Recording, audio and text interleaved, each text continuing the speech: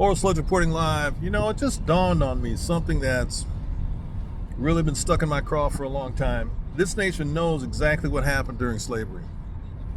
I mean, exactly. It's been documented across the board. History books, personal stories.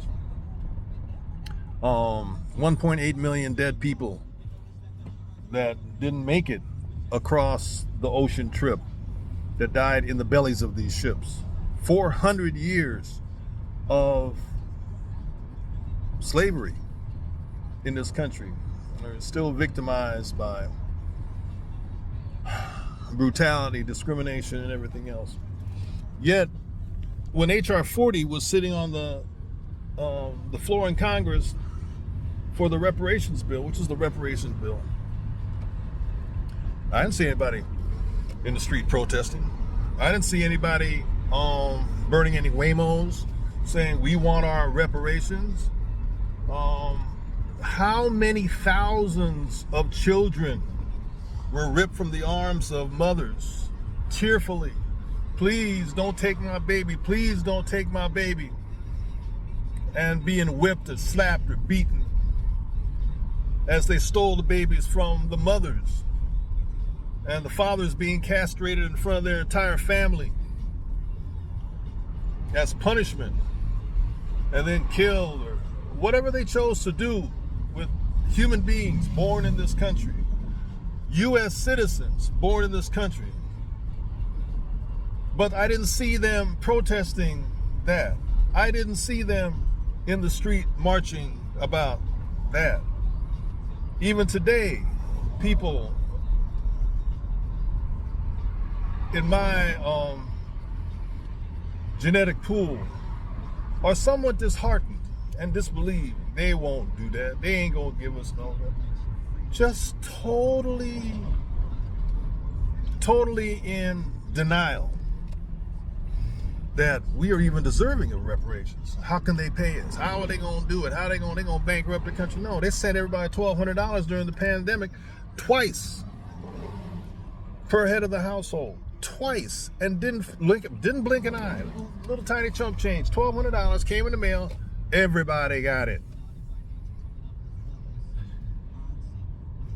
It just amazes me that we as an American people can put priority over people from other nations who've been here 10 years, 20 years, working, enjoying the fruit, buying trucks, buying homes, getting credit cards,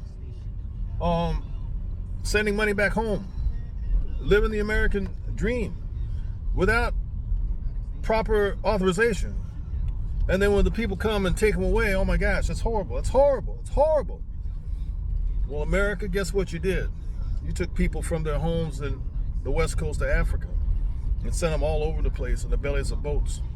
12,000 ships came over here carrying human beings that worked for 400 years for free. But I don't see anybody in the street protesting that. I don't see anybody in the street protesting that. What are you thinking, America?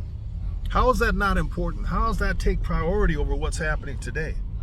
How does not evening the score for what gold you sit on not important?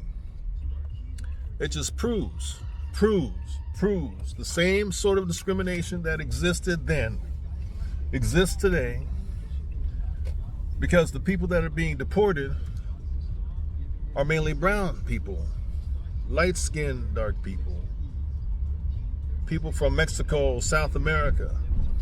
Maybe there's others. I don't see any other flags being wheeled about in LA or any other part of this protesting nation. I want you to consider that as you go to sleep tonight. As you put your place saver in your novel, think about that. The horrible, atrocious hundreds of years of torture. Hundreds of years of torture perpetrated on a race of people. And not a single protester is in the street today. Not a single person is saying reparations now. Not a single person. But we're up in arms over what's going on with ICE. It makes me really, really think, man.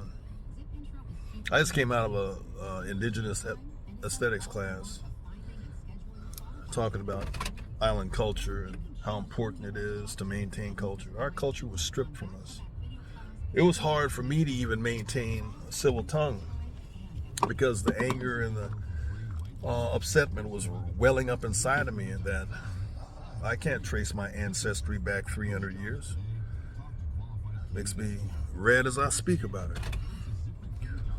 So, I don't know what's going to take for people to wake up and get our priorities straight. We've got millions of people in this country that deserve reparations. Millions of people in this country that have committed themselves. We have veterans that, despite oppression, fought in wars where they came back home and they were victimized by racism. We have pilots that fought, aces and pilots that couldn't come back and fly civilian airplanes, even though they fought fighter jets over Hitler. Shot down Hitler's planes, shot down Nazis, and couldn't get a job flying Republic Airlines? And today,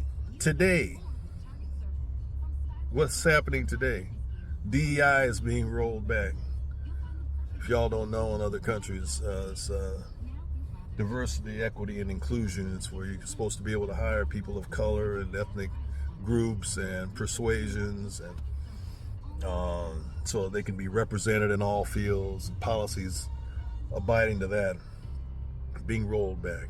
Public television being erased off the board. Cartoons, educational cartoons, being defunded.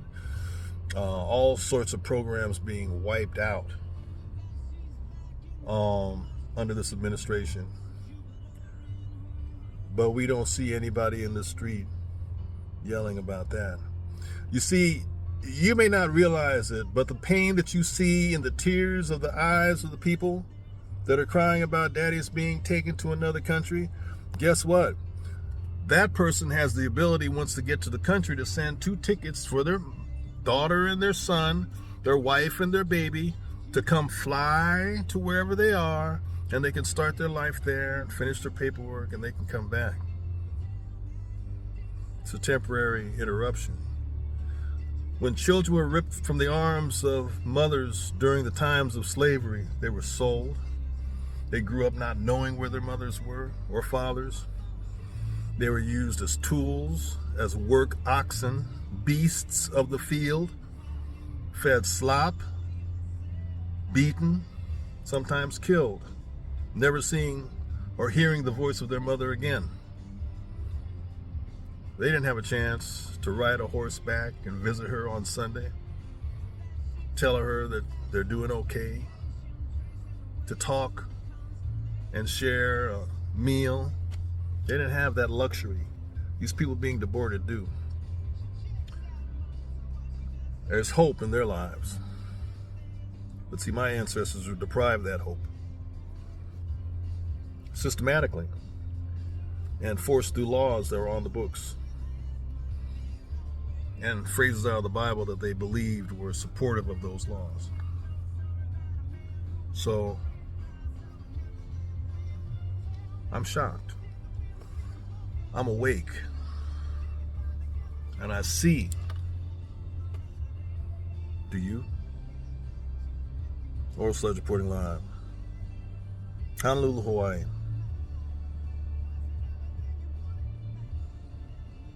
Tomorrow's going to be a big day. Just like they told me on January 5th. Tomorrow's going to be a big day. Plan, prepare, pray. Peace.